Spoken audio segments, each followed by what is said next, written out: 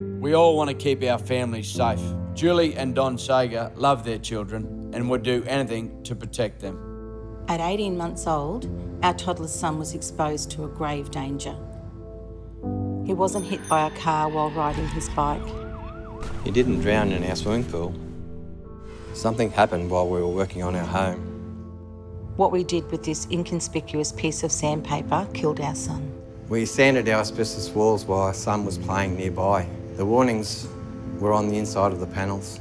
It took 20 years. The asbestos got into his lungs and killed him. At the young age of 25, our Adam passed away. The same asbestos that killed my dad. His diagnosis came 30 years after exposure. He'd just retired.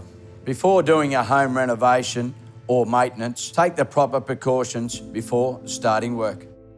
Visit asbestos.qld.gov.au today. Don't endure what our families went through. Authorised by the Queensland Government, Brisbane.